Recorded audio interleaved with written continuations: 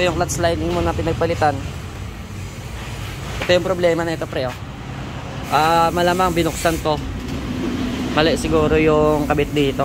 Kahit anong adjust ko dito sa clutch, hindi pa rin. Ayan, oh. Dapat yan bumabalik yan. Pumipitik yan. Wala, oh. Oh. Pa-video nga ako, tol.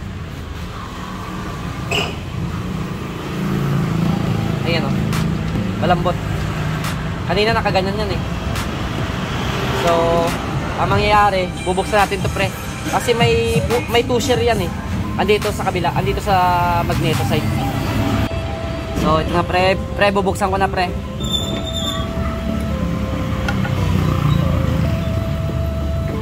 Bago yung gasket, oh.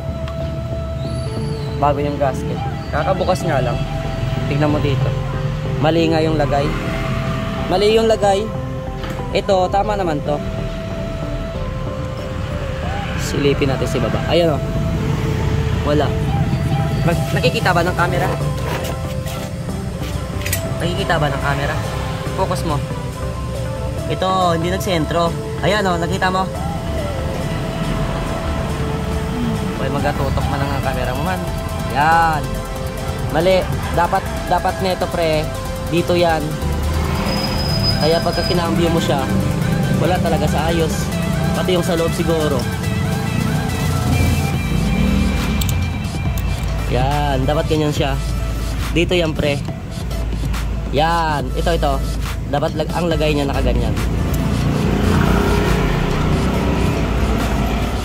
Talaga yung cambio mo talaga hindi sa babalik. Kasi wala yung ano, eh. Hindi sa nakasentro sa kanal. Yan, ganyan siya. So, okay na, pre.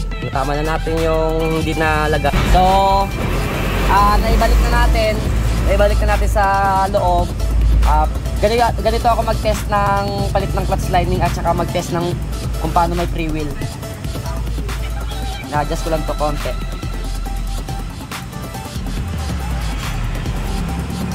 Nakikita nyo naman sa unang video na hindi siya bumabalik, diba? Yung clutch pedal.